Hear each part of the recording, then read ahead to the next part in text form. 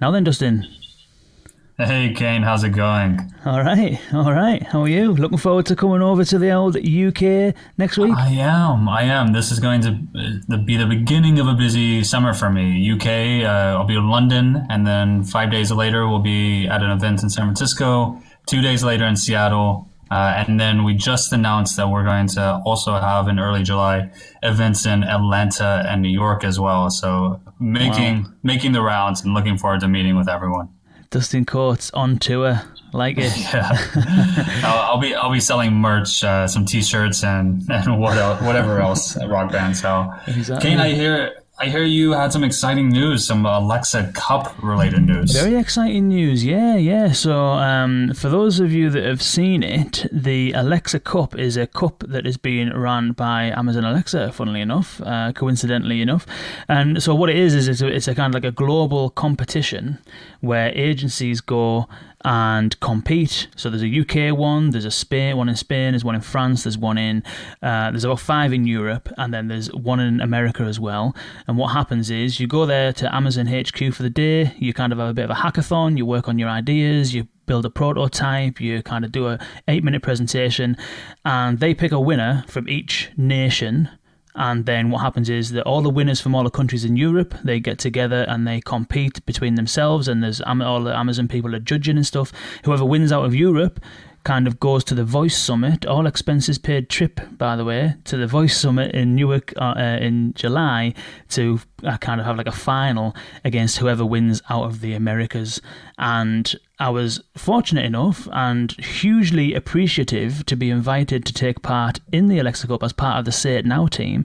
So a huge shout out to Charles Cadbury and the Say It Now team for inviting me along. It was a fantastic day. We kind of got there, we were fleshing out some ideas, we were kind of building this prototype. Can't really say too much about the use case specifically right now, I don't think, but it was a fantastic day. And Team Say It Now won the UK version of the Alexa Cup, the UK instance, so we're all over the moon.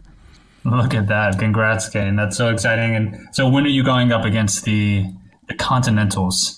The Continentals, so the semi-final, or as we're calling it, the Alexa Eurovision Cup contest, takes place on the 26th of June.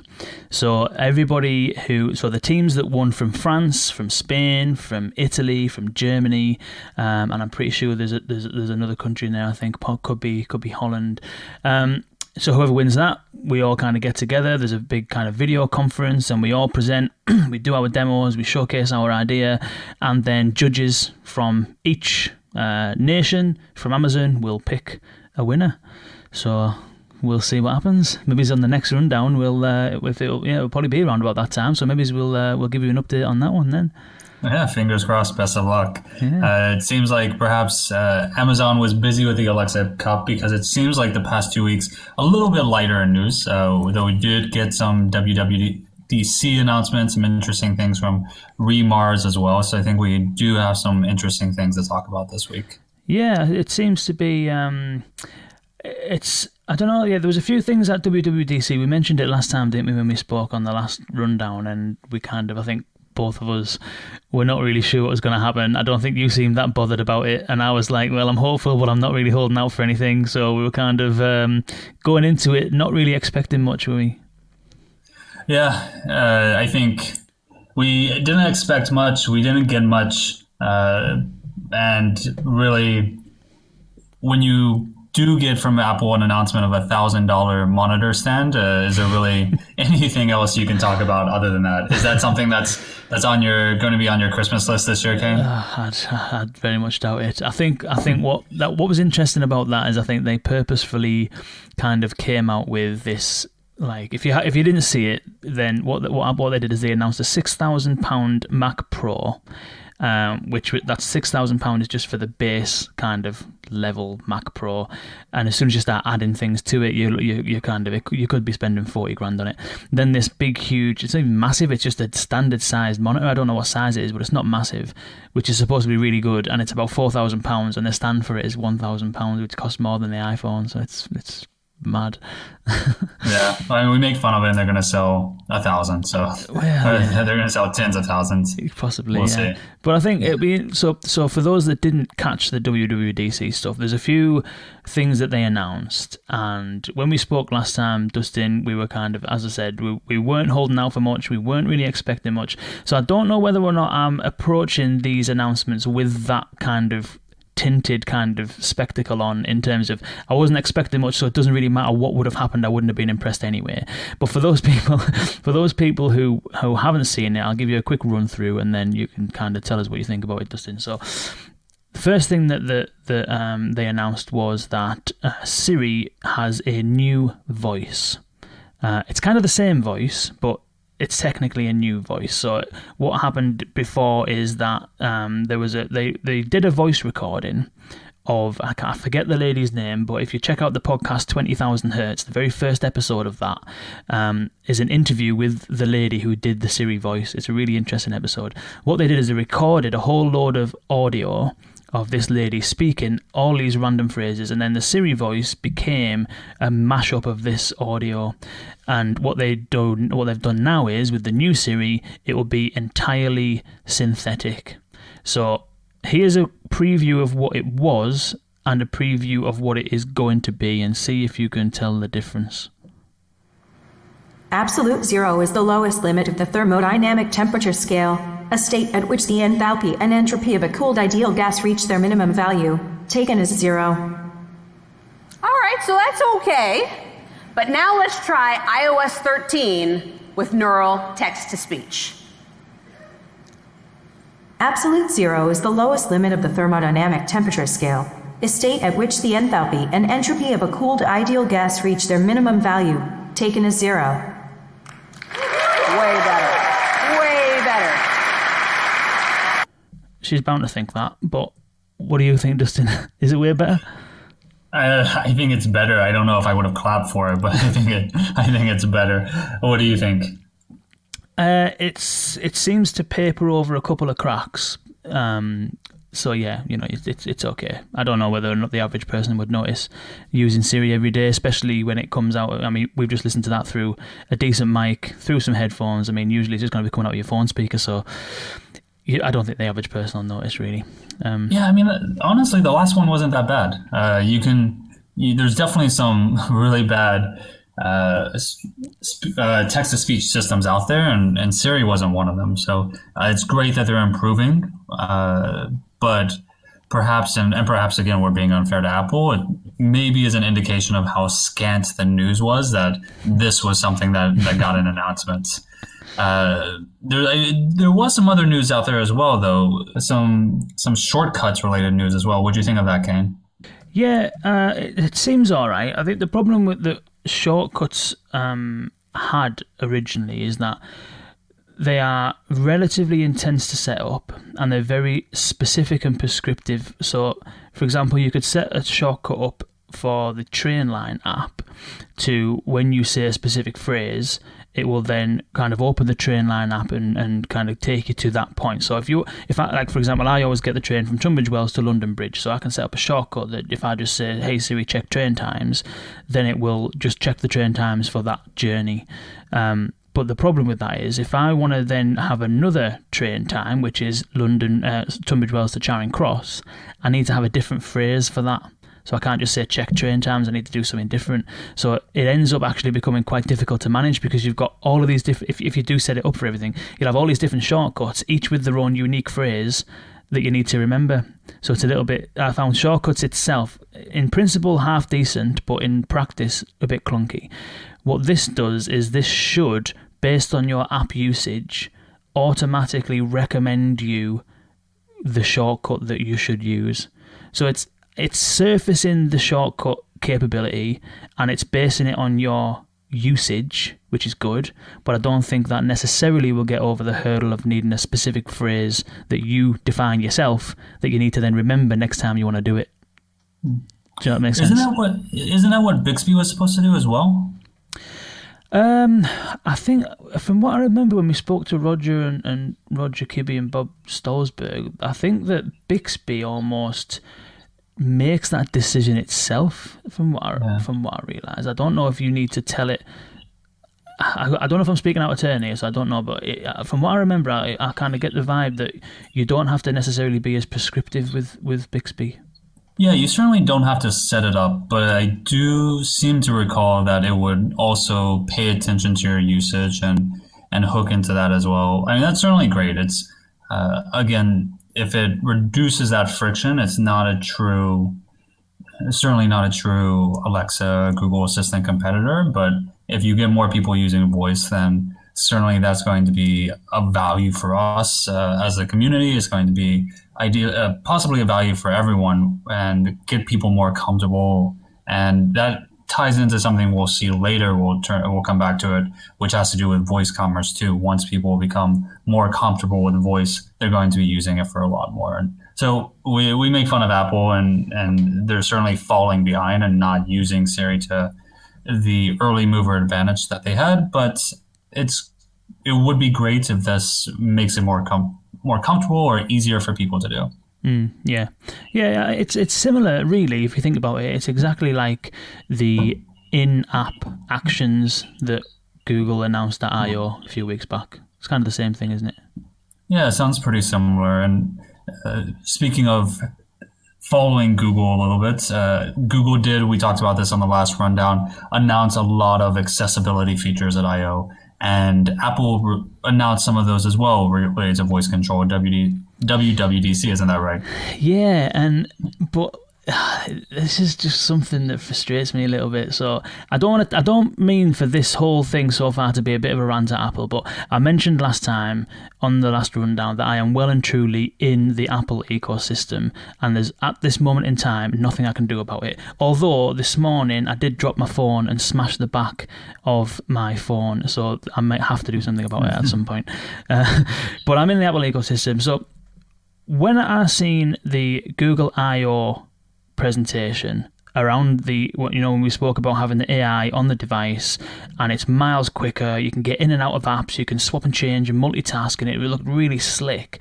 And the way Google positioned it was that this is the way that will make you use your phone more productively. Yeah, it was like you can get things done quicker if you use your voice to control your phone.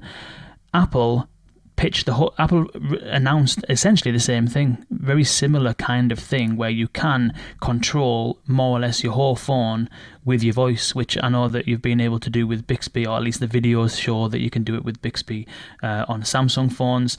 But they branded the whole thing as an accessibility feature.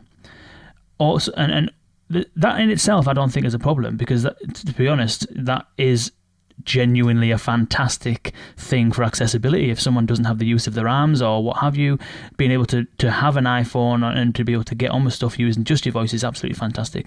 But the potential or the actual application could be far broader than that. So I was just a little bit kind of like, why did they pitch that as an accessibility thing when they could have pitched it as, this is how you can now use your phone? Do you know what I mean?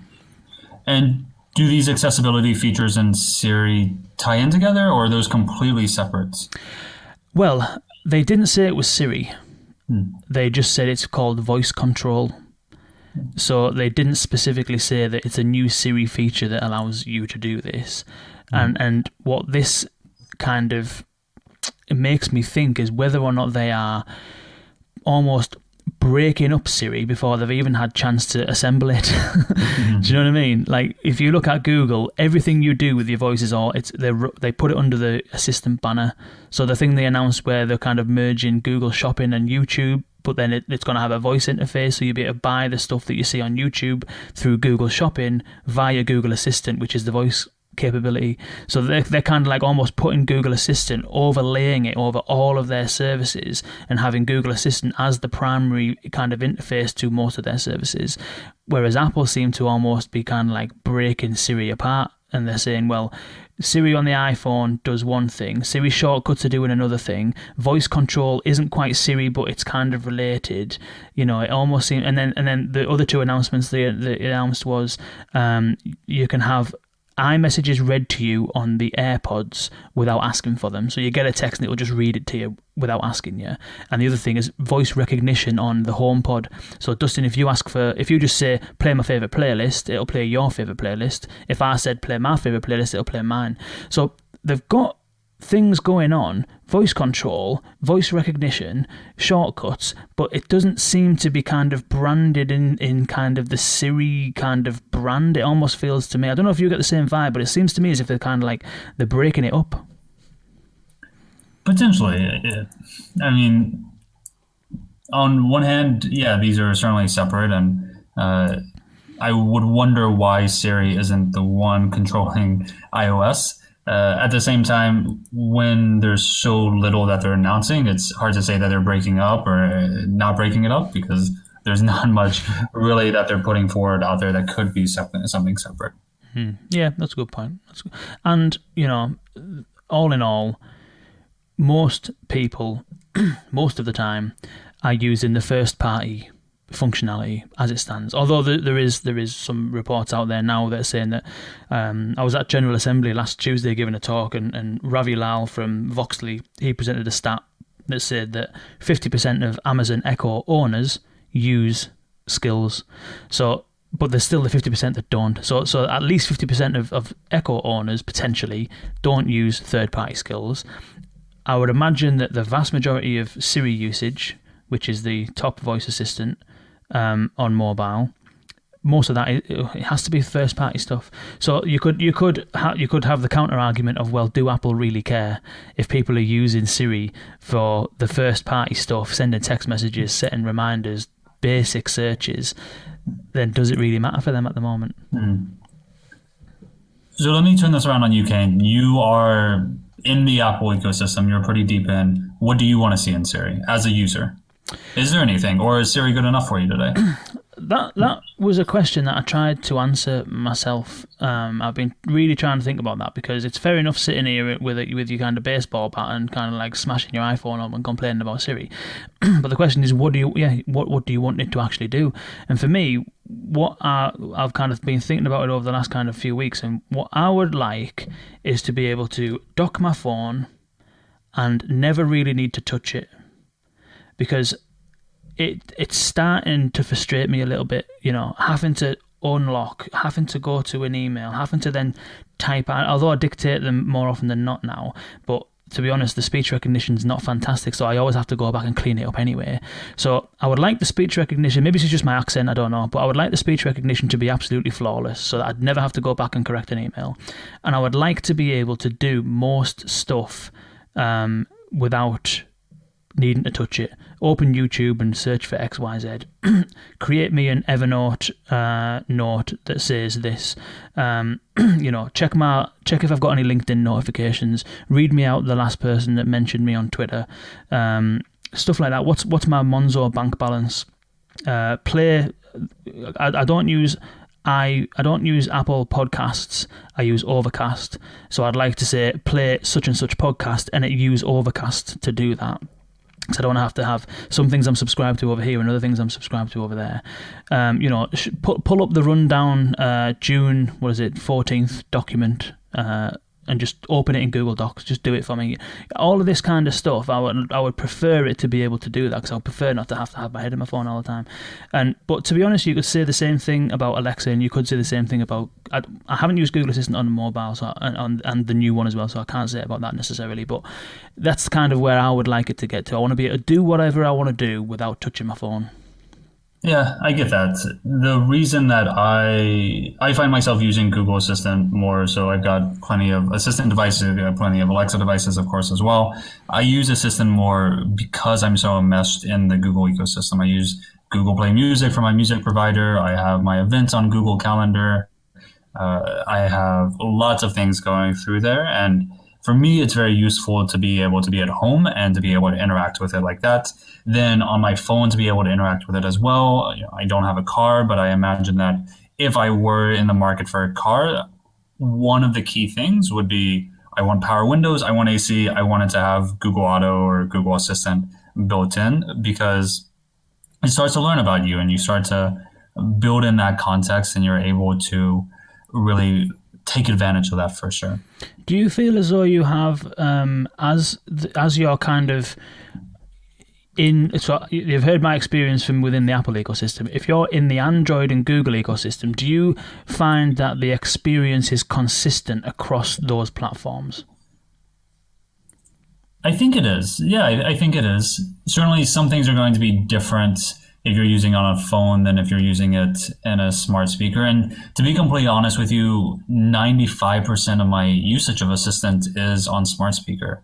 If you think of Assistant narrowly, certainly, I don't know if this is still branded Assistant, but I know it was for a while. Google has the proactive notifications for certain things like, hey, your flight's coming up, you better leave, those types of things. So in that case, there are certain differences that you're going to have on your phone, especially on the proactive side, that you're not going to get on a smart speaker. And that's nice. It's nice because I have largely kicked the phone habit. So having that sort of proactive, useful notifications is great because I'm not having to go in and check and say, hey, is it time for me to leave? Is it time for me to leave? What time is my flight? Where is the flight?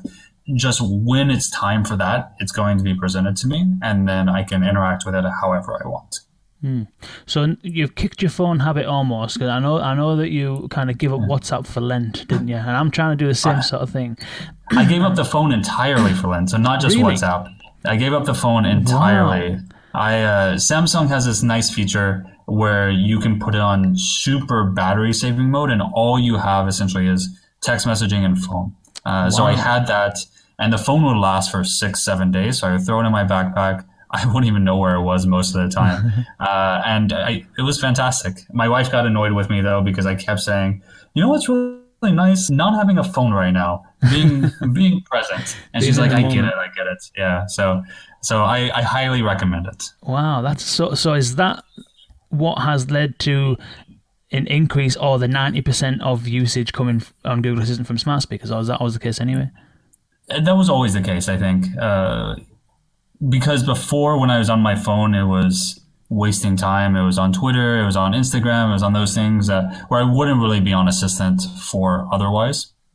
And then when I needed information, when I needed to do something, it's largely when I was at home.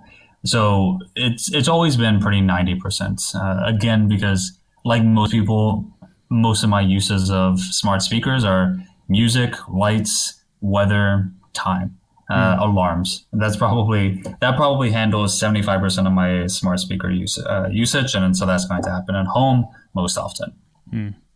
Cool. I think I might try that because I've turned off all my notifications so I don't get any interruptions from it.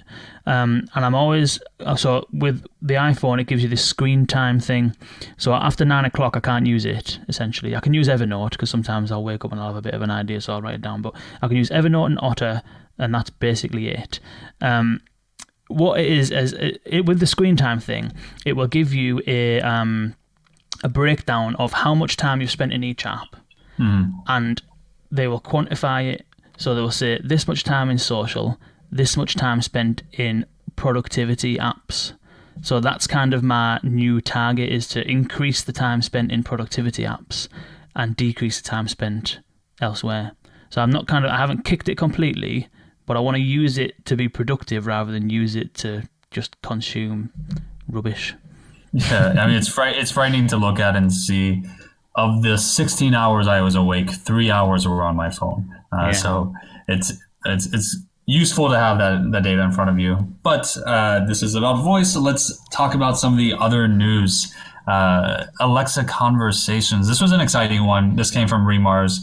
The details were a little hazy, but the details that they did provide were quite interesting. I'm looking at the blog post right now, and they say that the Conversations API, the Conversations tooling that they're providing, will allow developers to build these experiences a lot easier with a lot less code and training examples. So they gave an example of one that went from 5,500 lines of code and 800 training examples, and the Conversations feature brought that down to 1,700 lines of code, which is still quite a bit, but reduced a lot as well, and only 13 dialogue samples. Wow. That is amazing. Yeah, I can't even imagine how that works. So, correct me if I'm wrong, but what this is saying is that the natural language understanding part of Alexa has gotten so good that you don't really need to tell it in quite as much detail all of the different permeations of how someone might ask for something in order for it to understand what intent it's trying to invoke. It seems like it. It seems like it's either doing that or it's making the intent itself. It's not entirely clear. They have the beta open right now, so if anyone from Amazon is listening, hook us up. But with only 13 dialogue samples, that's going to reduce just so much time that's spent preparing all of that when you're building a skill. Well, that's one of the main battles, isn't it? Trying to think of all the different ways that this thing can be said and all the different permeations of how people can ask for something. That's kind of half the battle. Whereas if that's what that is, and that's saying that essentially you won't have to provide quite as much dialogue samples, then that's just going to completely shorten the kind of design process because that's what a load of time is spent doing. Yeah, absolutely. There was that, and then there was also the announcement. I'm looking at it right now where you can have your skills participate in dialogues that span topics. So the idea here is that if the user wants to book a ride or buy tickets or make a restaurant reservation, they can do all of that, I guess, in a single conversation. I don't know if this is different or the same of the cross-skill scenario that was announced as well. But the VoiceBot AI title, the article talking about this is not to be confused with Alexa Conversation. So it seems like perhaps these are different. But it seems like the idea here is that the Amazon team wants each skill to be just laser focused on one task and then pass those on to other tasks when the user needs it. So you shouldn't have a skill that is the night out skill or maybe the travel skill, but it should be, this is a hotel skill, or this is an airline skill, and all of those tie in together. It sounds almost, I've got a little demo of that and I'll play this for everybody listening. It sounds as though it's almost like if you could imagine booking a flight from a Google search result page.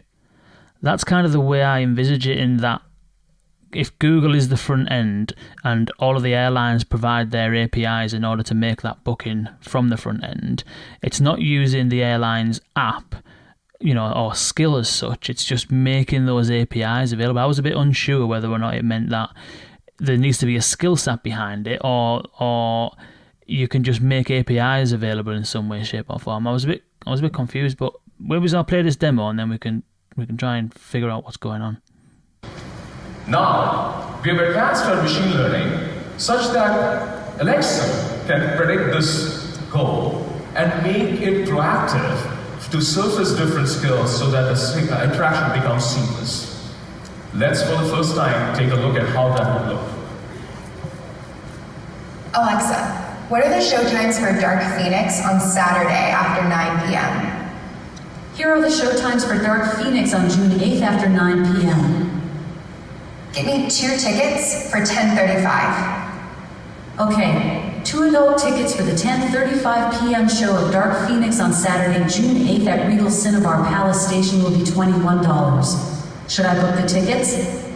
Wait, how long is it? Dark Phoenix is 1 hour and 52 minutes long. Actually, what are the showtimes after 7 p.m.? Here are the showtimes for Dark Phoenix on June 8th after 7 p.m. Give me 2 tickets for the 7:05 show instead. Okay, 2 adult tickets for the 7:05 p.m. show of Dark Phoenix on Saturday, June 8th at Regal Cinnabar Palace Station will be $21. Should I book the tickets? Yes, please. You will receive an email from Adam Tickets with your tickets. Will you be eating out near Regal Cinnabar Palace Station? Yes, find me a Chinese restaurant. Here are some Chinese restaurants near Regal Cinnabar Palace Station. Tell me more about Mont 32. Here's more information about Mont 32. That looks good. Give me a table at 6 p.m. Okay, you'd like a reservation for 2 at Mont 32 at 6 p.m. Should I book it? Sure. You will receive an email from Open Table with the details. Would you like a cab to Mont 32? Yes. Get me an Uber.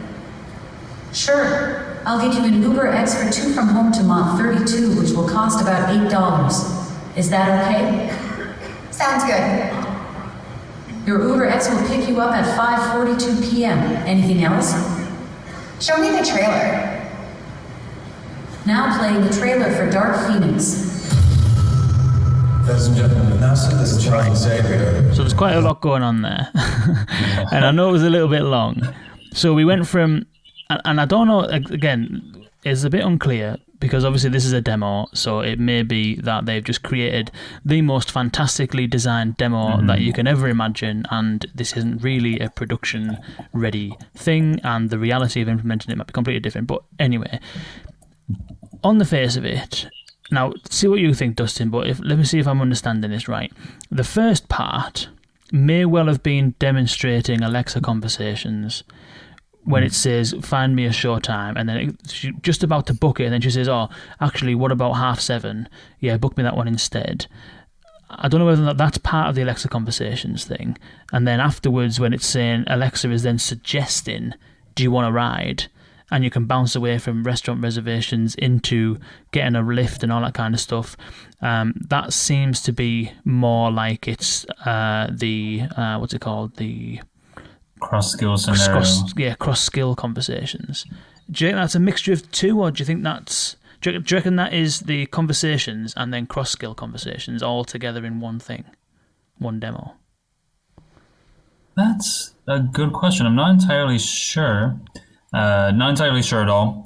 Certainly, there's a lot of questions that come to mind with that. Obviously, with that experience, it makes a lot of sense in that context. It obviously was built specifically, I assume, for that context. But lots of questions come up, right? If I am a skill builder and I'm not... Let me rephrase that a little bit. If I'm a skill builder today, for most skill builders, I'm doing it for branding purposes. We'll talk about some of the voice commerce things later, but for the large part, people are building skills or building voice applications on these voice-first platforms for branding purposes. There was very few branding there, and it wouldn't make sense for there to be branding there, right? We talk a lot about sound design. In Alexa, you can have poly voices in there as well. How does that work in this context? You can't go from one soundscape to another and have that be as fluid as it was. You certainly can't go from one voice to another and have that be as fluid as it is. And even more so, you couldn't go from a recorded voice to an Alexa voice and so on with that being as fluid as it was. So I have questions about how that works. If you have to opt into it, if it's going to be partner only, I imagine it probably will be partner only for a long, long time. But what that means exactly, who knows for developers in the end. I know some people question about whether Amazon really wants to bring as much as they can to the first party experience, which, you can't blame them if that's what they really want to do. And so the question there is, where do the third-party skills sit? What are you thinking? I think you're right in terms of this potentially being a kind of partner play. That was OpenTable, Uber, and I don't know what the ticketing system was, but OpenTable is essentially the global leader in booking tables, and Uber is Uber. You know what I mean? So it seems that way. I think in terms of, so the two things, one was on the branding side and the other was on the, what does it mean for third party sort of developers and whatnot. So on the branding side, I think you're right that it will be very odd if you went from one kind of soundscape to another soundscape. And if it was like, I don't know, let's say that you were going to, well, even just take that restaurant reservation. If you weren't Open Table and Uber, and you were the Italian restaurant down the road and the local taxi service, the Italian restaurant down the road has got like Italian music playing, and it's got an Italian kind of actor or whatever, and then all of a sudden it goes into a kind of like a taxi kind of lot or whatever. I think it might be a bit messy in terms of bridging the gap sound-wise, but from a branding perspective, what they were showing there is all based on utility, isn't it? Book me a table, book me a ticket, get me a taxi. So in those instances, and there may be more than that, I don't know, but in those instances, do you think that brand is as important as fulfilling the function? Does it need to sound like Uber if the user ends up with an Uber ride at the end of the interaction? I think in those contexts, absolutely not, right? If I'm getting money from this, then don't use any branding you want, but the branding matters a lot less, especially if it's coming from a trusted brand like Amazon, certainly. If I am IMDb, so IMDb is one of those partners that they mentioned in the blog post. IMDb, let's imagine for a second it's not owned by Amazon. Let's imagine that it's a completely different business there. If I'm there and I'm just providing that data on how long that movie is, yeah, I want that branding. I'm not, this is something that people chafe against so much with Google snippets. Google snippets so often is giving that data without being entirely clear where it's coming from. And I look at that, and as a business owner, I go, okay, well, what value am I really getting from there? If people never leave Google and I'm just giving that data, then okay, I'm not really getting much return on investment there. So we'll see. Certainly, we are, I think, taking a bit of a skeptical eye, maybe perhaps of a cynical eye towards this. But from a technical perspective, from a user experience perspective, this is really awesome. This is really interesting that Amazon can figure out what the user might want to do next. Oh, you're going to see a movie. Yeah, you probably want to eat at a restaurant as well. Let's make sure that you get everything you need to make that happen. And we come back again, we talk about this a lot. The more data that these have, it's a little scary in this context, in this environment especially, but the more data that they're able to get, the more useful. If Amazon knows that you have a car, they'll provide you with driving directions. If they know that you live in an urban area and you don't have a car, hey, yeah, let's definitely provide you either public transit or Uber option there too. So you see, and we talked about this, I believe, on the last rundown with Google, that this is more and more, you start to see the end game even more with these platforms, with these businesses. It's all about becoming your place. For Amazon, it's your go-to space, everything store. For Google, it's you're the place to search, you're the place to share your email, your calendar, all that information about you. And perhaps we see why Apple isn't expanding this a little more. If you are buying into the Apple platform because you love the hardware, then does Siri really need to be that good? Does it need to do all that stuff so it gets more information about you? Perhaps not.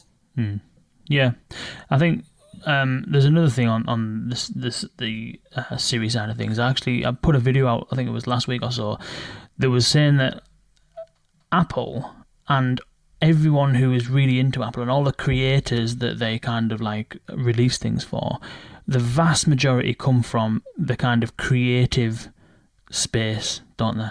Video editors, artists, creative people. Yes, there's a lot of developers that love Apple, but it's all around apps, isn't it? And everything's got a screen, everything's screen based. Every single person, every single developer or creative that is in the Apple ecosystem loves it because yes, the hardware's fantastic, yes, the software's fantastic, but most people are creating visual stuff.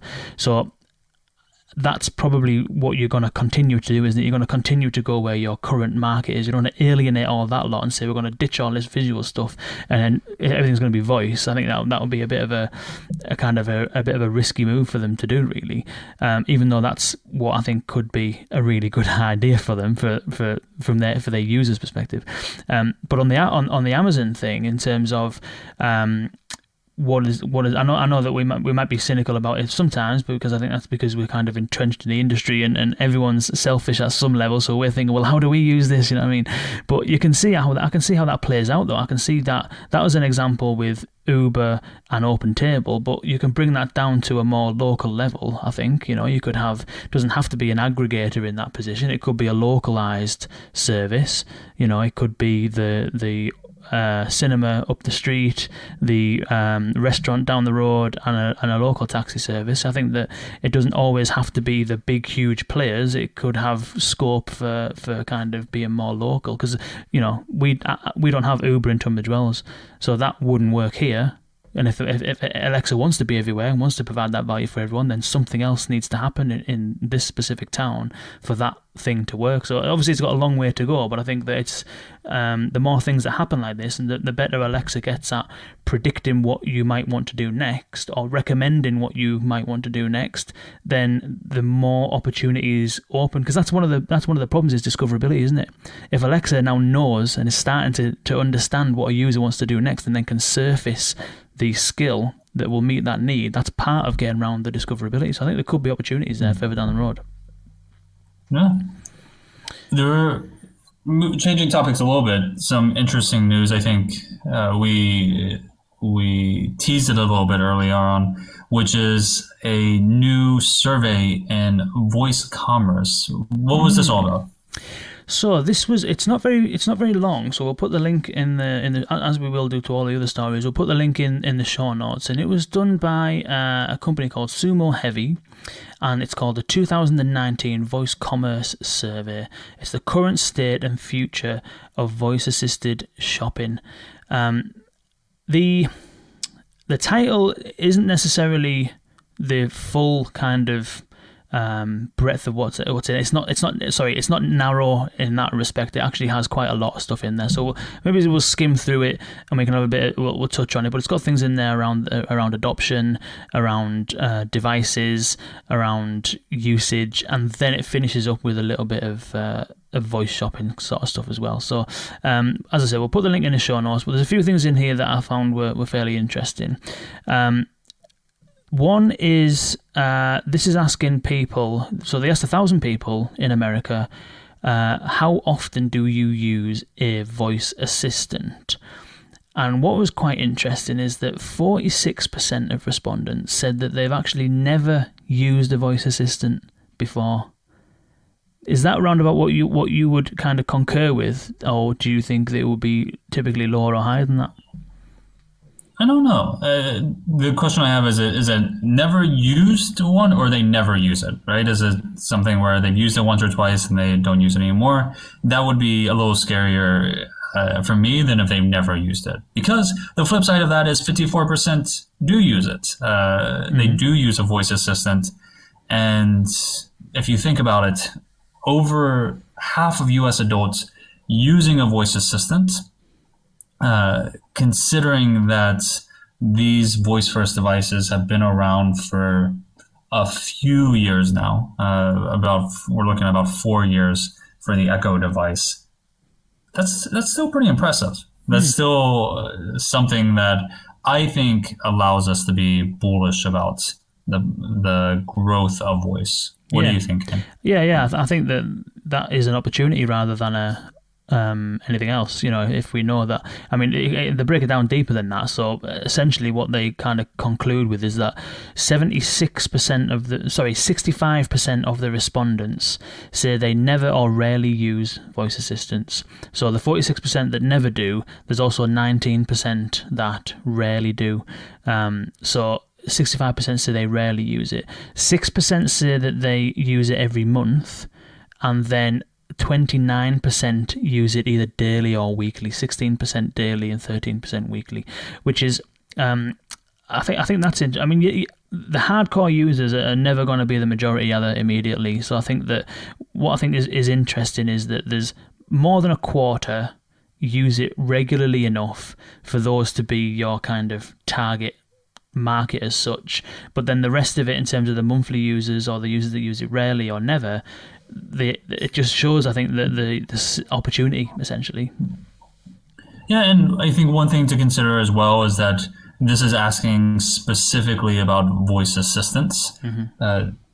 Voice is not only on voice assistants. We will have an episode coming out soon with Nico Acosta from Twilio, where they're doing things that you wouldn't necessarily consider an assistant, or certainly a consumer wouldn't consider an assistant, but it's still voice driven. And so you've got voice on mobile increasingly as well.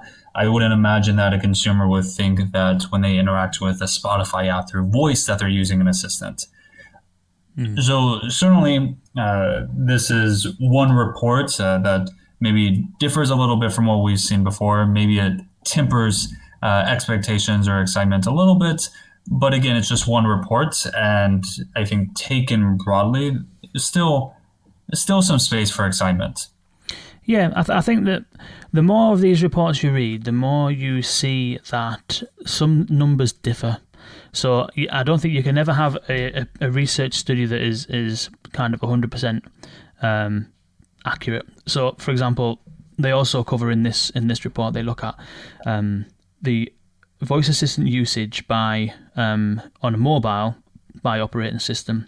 And we mentioned in the last rundown that Microsoft's report, the voice report that they released, said that 36% of people that they surveyed use Siri regularly, and 36% of people use Google Assistant regularly. But on this one, what it's saying is that actually the most common used voice assistant on mobile is Siri, and Android isn't. It's not used half as much. It is half as much, but it's not used as much. So every day, 21% of the respondents said that they use Siri, 14% Android, 16% weekly for Siri, 10% weekly for Android. What's interesting is that if you look at those who said they've never used it, only 32% of people have said they've never used Siri, whereas 55% of people said they'd never used Android, Google Assistant on Android. However, I've got a bit of a problem with that as well, because my dad uses Google Assistant on Android, but if you ask him if he uses a voice assistant on his smartphone, he'll say no, because he doesn't know that that's what it is. Do you know what I mean? What does he use it for? Well, I think I've told this before, where he was round here and we were trying to figure out what turns whiskey that kind of golden colour, and there's something called what is it called? I can't remember what it's called now. There's some sort of caramelization thing they put in it. Anyway, we were trying to find out what it is that turns whiskey like brown, and we were kind of debating it for a while. And my dad just whipped his phone out and he said, "Hey Google, what turns whiskey brown?" And I was like, "What the hell are you doing talking to your phone?" "Oh, I do it all the time. I always do this. Is miles better." So, but he doesn't know it's Google Assistant or he's using a voice assistant. He just thinks he can talk to his phone. You know what I mean? So there might be people who are using it, but they're not thinking about it in the kind of terms that we are. Do you know what I mean? Yeah, it's certainly a possibility. It's always interesting to get more data. So this report is definitely interesting, and looking forward to more reports coming as well. Yeah, the last bit I think that was interesting on the voice shopping side of things. So what they said is that the data that they have reveals that 42% of customers who regularly use voice assistants, which is either weekly or daily, have shopped using the medium. So of that 29% of people that use voice assistants regularly, 42% of them have used it to shop. Now, it doesn't tell you that they've used it to complete a transaction, because there's another report that VoiceBot put together, the consumer adoption report for the USA, and I think that was released in February, and that found that 40% of people surveyed, or 40% of voice assistant users surveyed, had used their voice assistant to search for a product. So I think that there's some grey lines and some blurred lines around what voice shopping actually is. Are people saying that it's the transaction, or are people saying that it is generally browsing? Do you know what I mean? Yeah, it's, I've been having conversations with some of our customers at Algolia who are implementing voice in their applications. And one of the things that I hear a lot is that ultimately, if people give their credit card details, or if they say, yes, buy it, or they go every single step through voice, is indifferent to these people, these companies a lot. What they want is they want to be where their customers are when the customers are thinking about their vertical, their product, whatever. And voice really helps them do that. And so if they start the research process on voice and then move over to mobile or move over to a website or even come in store, that's fine. That's absolutely okay with them. It's probably more difficult. It's going to be more difficult for them to measure how exactly voice is having an impact there. But the alternative perhaps is the customer thinks about the product and there's something else that's more convenient, or they just stop thinking about the product and don't pursue it any further. So while people may not necessarily be purchasing through voice, the opportunity for them to research more, the opportunity for them to connect with that company, connect with that brand, is going to be powerful in the long run. So I think we'll see, and we're seeing it already, right? If we compare stats from a year ago, I'm sure what we'll see is that more people are already shopping through voice. It's going to be slow for sure, but if you think of it more holistically, I think there's reason to be bullish here. Yeah, I think so. It's one thing leads to another, doesn't it? So that, we've spoke before about people who have smart speakers. They end up using their voice assistant and their phone a lot more because they get more comfortable with it. Those people end up using their voice assistants everywhere else once they're used to it, headphones and all that kind of stuff. So I think it's just the similar kind of thing. When mobile was first kind of dawning and people were using mobile, they weren't necessarily transacting on mobile. Same thing happened on the web, you know what I mean? So I think that when I did that chat at General Assembly last week, I asked everyone who uses a voice assistant, and to be fair, probably I would say 70 to 80% of people raised a hand. And then when I asked who's shopped on a voice assistant or bought something, nobody had. And I think that what's interesting is if you rewind a year, when I asked the question, who uses a voice assistant, it wouldn't have been 70 to 80% of people putting their hand up, it would have been 40 to 50. So I think that bit's shifted, and what will end up shifting, I reckon this time next year, the next kind of chat that I'll do, wherever it is, about voice commerce, I think that we'll start to see hands raising. So I think it'll just be a natural progression, because the more comfortable you get with something, the more you trust it, don't you? And the more you're more likely to do whatever it is that you need to do. Yeah, we'll have to keep an eye on it. We'll have to see where it goes. Indeed. Well, this has been fantastic. Dustin, remind us again, where are you speaking next week? Next week, speaking in London.